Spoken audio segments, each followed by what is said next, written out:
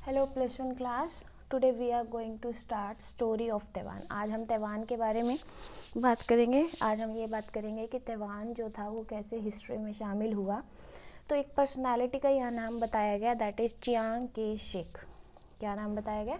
Chiang के shake. ये एक ऐसा बंदा था जो सीसीपी पार्टी से हार चुका था, यानी सीसीपी चाइना कम्युनिस्ट पार्टी जो थी उसने चियांग के शेक को हरा दिया था, डिफीट कर दिया था 1942 में। और ये जो चियांग शेक था ये तैवान की तरफ चला जाता है और ये अपने साथ लेकर जाता है $300 मिलियंस ऑफ गोल्ड रिजर्व, यानी गोल्ड रिजर्व्स की फॉर्म में $300 मिलियंस जो था ये लेकर चला जाता है।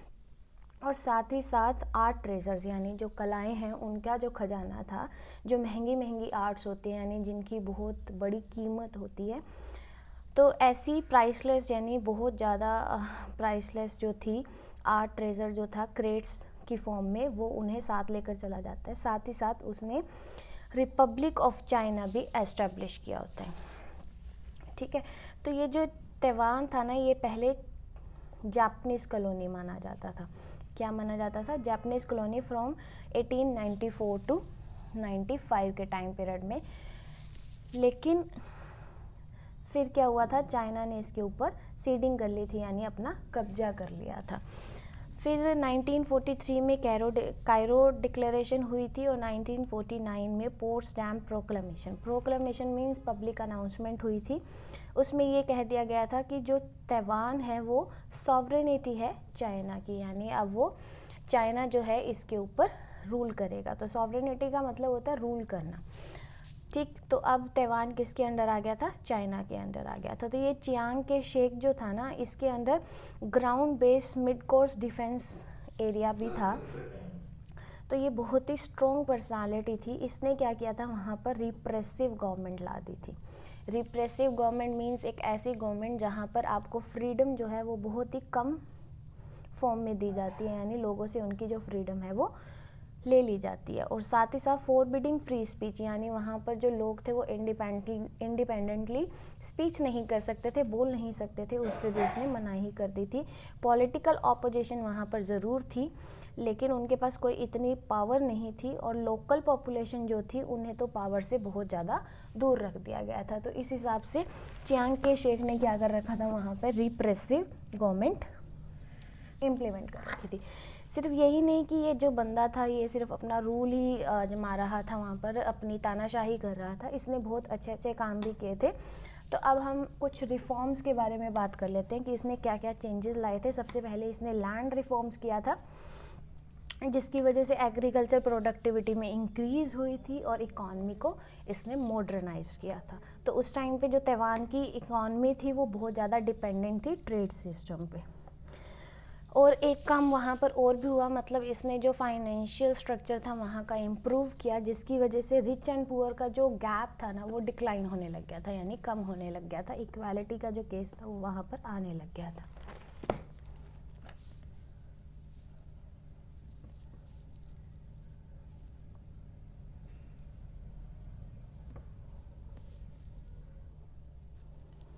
फिर क्या हो गई थी, चियांग की डेथ हो गई थी। जैसे हमें पता ही है जो ह्यूमन बीइंग आया है वो कभी ना कभी जाएगा भी सही।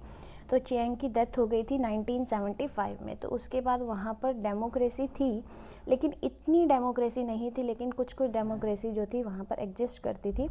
फिर क्या हुआ था, मार्शल लॉ जो था वो लिफ्ट कर दिया गया था, हटा दिया गया था। मार्शल लॉ मतलब आप सस्पेक्टेड पर्सन पे शूट आउट कर सकते हैं, या बहुत स्ट्रिक्ट जो लॉ था वहाँ पर इम्प्लीमेंट कर दिया गया था इम्प्लीमेंटेड था और उसे हटा दिया गया था। और ऑपोजिशन पार्टी जो थी उन्हें भी लीगली परमिट कर दिया गया था कि वो इलेक्शन लड़ सकती है। तो इस हिसाब से वहाँ पर डेमोक्रेसी आई। तो डेमोक्रेसी तो वहाँ पहले भी थी, लेकिन कुछ ये डेमोक्रेसी जो थी वो वहाँ आई। फर्स्ट फ्री इलेक्शंस वहाँ पर हुए थे। तो जो लोकल तैवानीज़ थे, यानी तैवान के जो पीपल थे, उनके हाथ में भी पावर आई, उन्हें भी कहा गया कि आप भी इलेक्शन में पार्ट ले सकते हैं। लेकिन जो डिप्लोमेटिकली था वो सिर्फ ट्रेड मिशन ही था तैवान का। मींस जैसे कि हमारे जो अदर कंट्रीज़ के साथ रिलेशनशिप होते हैं, तो ऐसे ही तैवान का जो था वो डिप्लोमेट्स के साथ रिलेशनशिप तो था, लेकिन वो सिर्फ ट्रेड के पर्पज़ से था और कोई रिलेशनशिप उनका नहीं था। तो फुल डिप्लोमेटिक रिलेशन ताइवान ने कभी भी नहीं बनाया, और ताइवान जो है वो आज भी चाइना का एक पार्ट माना जाता है। तो ये थी ताइवान की स्टोरी जो हमने रीड करी, बहुत ही अच्छी और बहुत ही इजी थी। आई होप आपको समझ आई होगी। अब हम नेक्स्ट टॉपिक की तरफ चलेंगे, that is story of Korea. अब हम यहाँ कोरिया की बात करेंगे। तो कोरिया पे जिसका रूल था ना 500 सालों से, तो वो एक डायनेस्टी थी, और उस डायनेस्टी का नाम था जोसन डायनेस्टी। क्या नाम था? Jason dynasty. तो ये जो डायनेस्टी थी उसने कोरिया के ऊपर 1392 से 1910 तक का टाइम पीरियड जो था वो रूल किया था। लेकिन उस टाइम पीरियड में क्या थे, पॉलिटिकल और सोशल स्ट्राइफ थे। स्ट्राइफ मतलब कन्फ्लिक्ट थे, और वो कन्फ्लिक्ट किसकी वजह से हो रही थी? China, Japan and west nations की तरफ से हो रहे थे। फिर कोरिया ने क्या किया था, गवर्नमेंट स्ट्रक्चर इम्प्लीमेंट कर दिया था, डिप्लोमेटिक रिलेशनशिप बनाने शुरू कर दिए थे, इंफ्रास्ट्रक्चर बनाना शुरू कर दिया था, सोसाइटी स्ट्रक्चर बनाना शुरू कर दिया था। लेकिन काफ़ी टाइम से जो पॉलिटिकल इंटरफेरेंस था ना, काफ़ी डिकेड से वे जो पॉलिटिकल इंटरफेरेंस था वो होता रहा था, जिसकी वजह से जो जापान था उसने कोरिया के ऊपर अनेक्स्ड कर लिया था, यानी अपना कब्जा कर लिया था, और वो टाइम पीरियड था 1910 का। तो वहाँ पे क्या हो गया था, कोरिया को जापान ने अनेक्स्ड कर लिया था, और उस कोरिया के जिस कोरिया पे 500 साल तक एक डायनेस्टी जो थी वो राज कर रही थी। तो इसकी वजह से लोग जो थे वो बहुत ज़्यादा ओप्रेस करने लग गए थे, प्रोटेस्ट करने लग गए थे, और उनकी जो डिमांड थी वो थी इंडिपेंडेंस की। वो यानी इंडिपेंडेंस चाहते थे। हर पर्सन जो है वो फ्रीडम चाहता है, तो वो भी इंडिपेंडेंस चाहते थे। यही नहीं, उन्होंने इंटरनेशनल लेवल तक क्या की थी, डिमांड की थी। जैसे उन्होंने कायरो, याल्टा, पोट्सडाम कॉन्फ्रेंस में इस चीज़ के लिए डिमांड की थी, उन्हें हेल्प के लिए कहा था। तो जापान का जो था रूल वहाँ पर 35 ईयर्स का रहा कोरिया पे, लेकिन सिर्फ उसके बाद जो थी उन्हें इंडिपेंडेंस मिल गई थी, यानी ये जापान के रूलिंग पावर से अलग हो गए थे। क्यों हो गए थे? क्योंकि जापान जो था ना वो वर्ल्ड वार 2 में हार गया था, बहुत वीक पड़ गया था, जिसकी वजह से उसका जो कोरिया के ऊपर रूल था वो भी काफ़ी वीक हो गया था। लेकिन जाते जाते ये बहुत ही गलत काम करके गए थे कोरिया के साथ। वो ये था कि इन्होंने कोरिया को डिवाइड कर दिया था। जैसे अगर हम अपने इंडिया की बात करें, तो जो ब्रिटिशर्स थे वो जाते जाते हमारे इंडिया का पार्टीशन कर गए थे।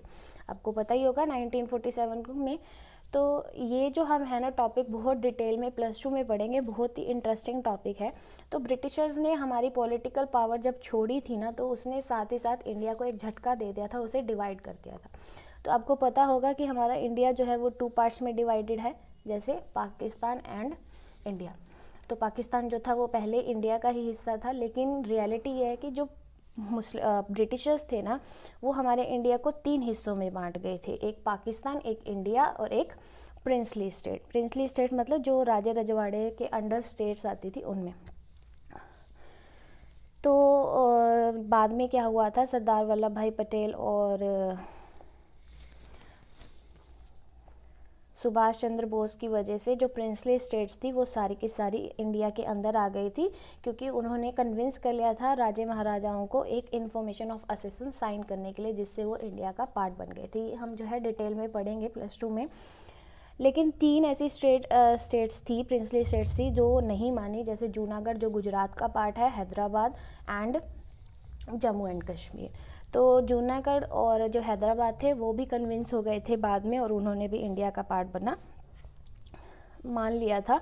लेकिन जो जम्मू एंड कश्मीर है ना, उसमें क्या हुआ था, जैसे पाकिस्तान था जो उस टाइम जिन्ना के अंडर था, मोहम्मद जिन्ना के अंडर, तो उसने अपनी मिलिट्री भेज दी थी कि जाओ जम्मू एंड कश्मीर पे कब्जा करो। उधर से इंडिया वालों ने भी अपनी मिलिट्री भेज दी थी।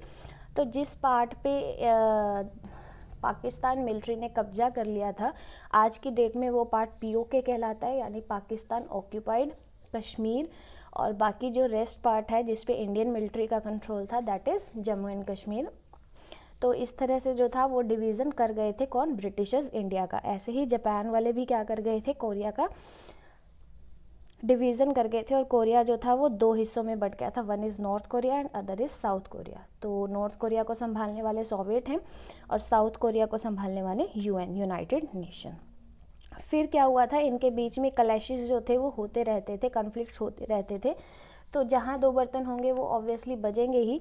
तो ये भी क्या थे, काफ़ी ज़्यादा कॉन्फ्लिक्ट्स में फंसे रहते थे। लेकिन एक ऐसा टाइम पीरियड आया कि इनके एक परमानेंट गवर्नमेंट जो थी वो बना दी गई थी 1948 में। तो ये थी हमारी कोरिया की हिस्ट्री। अब हम हमारा नेक्स्ट टॉपिक पढ़ेंगे, that is post war nation, यानी वॉर के बाद वहाँ का जो नेशन था वो कैसा था। तो जून 1950 में जो कोरियन का वॉर था वो ख़त्म हो गया था, और हमें जैसे पता है कि साउथ कोरिया और नॉर्थ कोरिया में कोरिया डिवाइड हो गया था। एक को सोवियट्स ने संभाला था और एक को यूएन ने संभाला था। लेकिन नॉर्थ और कोरिया में हमेशा ही क्लैशेस रहते थे, लेकिन ये जो क्लैशेस थे ना, ये कोल्ड वॉर की फॉर्म में थे। कोल्ड वॉर मीन्स जहाँ पे हम फिजिकली हार्म नहीं पहुँचाते सामने वाली पार्टी को, तो उस तरह से कोल्ड वॉर चल रहा था वहाँ पर। और ये जो कोल्ड वॉर था ना, जुलाई 1953 में ख़त्म हो गया था। एक अग्रीमेंट हुआ था, उसमें ये सारी सेटलमेंट की गई थी इनकी आपस में, लेकिन इनका एक ये भी सेटलमेंट हुआ था कि ये डिवाइडेड ही रहेंगे, कभी भी यूनाइट नहीं होंगे। तो वॉर की वजह से, जैसे कि पहले वर्ल्ड वॉर था, फिर इनका कोल्ड वॉर था, उसकी वजह से इनकी जो मार्केट थी वो डाउन हो गई थी, इकॉनमी भी डाउन हो गई थी, और प्राइसेस, जैसे हमें पता ही है कि वॉर की सिचुएशन आ जाए तो प्राइसेस भी क्या हो जाते हैं, एकदम से इंक्रीज़ हो जाते हैं। तो वहाँ की जो ये सिचुएशन थी वो आ गई थी। फिर क्या हुआ था, जो साउथ कोरिया था उसका फर्स्ट प्रेसिडेंट बनाया गया था, दैट इज़ सिंग हैन री, और 1948 में इसे बनाया गया था। तो इसने सबसे पहले क्या किया था, कॉन्स्टिट्यूशनल अमेंडमेंट्स कर दी थी, यानी कॉन्स्टिट्यूशन में अमेंडमेंट चेंजेस ला दी थी।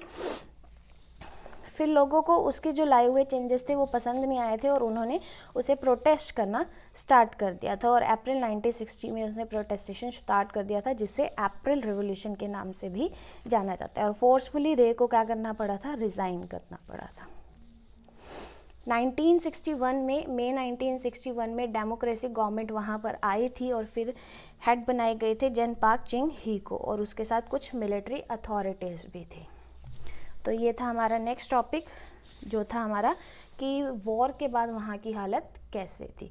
अब हम नेक्स्ट टॉपिक पढ़ेंगे, that is rapid industrialisation under strong leadership, यानी स्ट्रॉन्ग लीडरशिप के कारण इंडस्ट्रियलाइजेशन जो था वो बहुत तेज़ी से हुआ था, रैपिड हुआ था।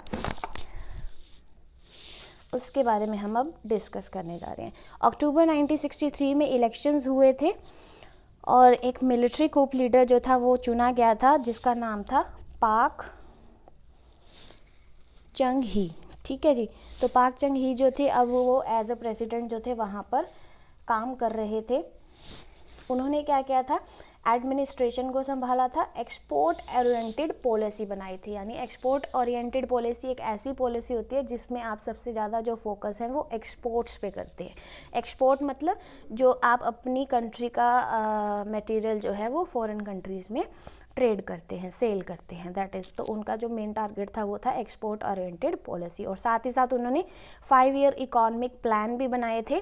बहुत अच्छे अच्छे काम किए थे इन्होंने, और एम्प्लॉयमेंट जो थी वो वहाँ पर अपॉर्चुनिटीज़ राइज हो गई थी। क्यों? क्योंकि देखो, अगर एक्सपोर्ट करेंगे तो ऑब्वियस है हमारी इंडस्ट्रियलाइजेशन होगी, यानी हमारी इंडस्ट्री प्रोडक्शन करेगी, और वो हाई अमाउंट में करेगी, और उसकी वजह से जो वर्कर्स की डिमांड है या एम्प्लॉयमेंट जो है वो इंक्रीज़ हो जाएगा। तो वहाँ लोगों को काम मिलना स्टार्ट हो गया था।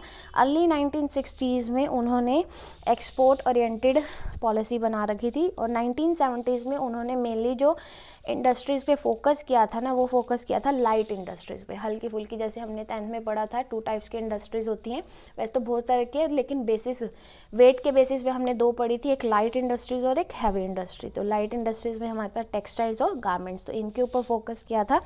लेकिन बाद में उन्होंने ये पॉलिसी चेंज कर दी थी, और फिर केमिकल और हैवी इंडस्ट्रीज़ पे उन्होंने फोकस करना शुरू कर दिया था। Chemicals industry, steel industry, non ferrous metals industry जो थी उनके ऊपर उन्होंने फोकस करना स्टार्ट कर दिया था। 1970 में एक और काम भी उन्होंने किया था, न्यू विलेज मूवमेंट लाया था। न्यू विलेज मूवमेंट में एक ऐसा काम किया गया था जिसमें रूरल पॉपुलेशन को मोटिवेट किया गया था। क्या किया गया था? रूरल पॉपुलेशन को डेवलप करने का इन्होंने टारगेट बनाया था। उन्होंने उन्हें एजुकेशन की वैल्यू बताई, उनको पढ़ाया। क्यों पढ़ाया? ताकि वो जो है डेवलप हो सके। और जैसे इंडस्ट्रियलाइजेशन वहाँ पर हो रहा था, तो जो लेबर थी मेनली रूरल एरिया से ही आती थी, तो वो पढ़ी लिखी होती थी, तो जिस वजह से उन्हें न्यू टेक्नोलॉजी, या हम कहेंगे जो टेक्नोलॉजी में चेंज हो रहा था, उसे अडॉप्ट करना काफ़ी ज़्यादा ईजी हो जाता था। एक ये बहुत ज़्यादा बेनिफिट हुआ था। और रूरल पॉपुलेशन जो थी ना, वो अपने आप में ही एक दूसरे की बहुत ज़्यादा हेल्प किया करते थे। इस तरह से वहाँ पर इकोनॉमिक ग्रोथ हो रही थी। फिर क्या हुआ था, यूसिन नाम का कॉन्स्टिट्यूशन जो था वो वहाँ पर पास किया गया था, जिसमें लेजिस्लेशन, जरिस्डिक्शन, एडमिनिस्ट्रेशन ये सब किया था। और जो प्रेसिडेंट था ना वो एब्सोल्यूट अथॉरिटी में आ गया था, यानी सारी जो पावर थी वो उसके पास आ गई थी। धीरे धीरे वहाँ जो डेमोक्रेसी थी, वैसे नाम को तो वहाँ डेमोक्रेटिक गवर्नमेंट थी, लेकिन जो रूलिंग हो रही थी ना वो डिक्टेटरशिप वाली हो रही थी, अथॉरिटी एब्सोल्यूट हो गई थी, जिसकी वजह से जो डेमोक्रेसी थी वो वहाँ पर ख़त्म होती गई थी। और 1979 में एक और केस हुआ था, ऑयल क्राइसिस वहाँ पर आ गए थे, जिसकी वजह से इंडस्ट्रियलाइजेशन में काफ़ी ज़्यादा हिंड्रेंस आई थी, ऑब्स्टेकल्स आई थी। क्यों, इंडस्ट्रीज़ जो है उसकी मशीनरी ऑयल फ्यूल के बेस पे चलेगी, तो ऑयल क्राइसिस होने की वजह से ये सारा कुछ हो गया था। अक्टूबर 97 में क्या हुआ था, जो इनके लीडर थे यानी पाक चंग ही, उन्हें क्या कर दिया गया था, लोग उससे बहुत ज़्यादा परेशान हो चुके थे। क्यों, क्योंकि वो एब्सोल्यूट अथॉरिटी करने लग गया था और लोगों ने उसे असैसिनेट कर दिया था, यानी उसे मार दिया था। तो ये था एक रैपिड इंडस्ट्रियलाइजेशन जो स्ट्रॉन्ग लीडरशिप के अंडर हुआ था, यानी पाक की लीडरशिप के अंडर हुआ था। बहुत डेवलपमेंट हुआ था, लेकिन कहीं ना कहीं बंदे की मत मारी जाती है, तो उसने भी क्या कर दिया, एक एब्सोल्यूट अथॉरिटी वाला सिस्टम बना दिया, जिससे लोग का टेम्पर जो था वो लूज़ होता गया और उसे अपनी जान खोनी पड़ी थी। तो कहते हैं ना, जब बुरा वक्त आता है तो बहुत बर्बादी साथ लेकर आता है, तो ऐसा वहाँ पर कुछ हुआ था। तो यही था आपका आज का टॉपिक। आई होप आपको समझ आई होगी। After discussing this topic, if you have any doubt please let me know, otherwise don't forget to do your work timely and don't forget to pray for everyone. और जो इसके बाद की जो वीडियो होगी वो हमारी लास्ट वीडियो होगी। इसके बाद हमारा +1 हिस्ट्री का जो सिलेबस है वो डन हो जाएगा, फिर हम अपनी अच्छे से रिवीजन करेंगे। तो सी यू इन नेक्स्ट और last video. Till then take care, thank you.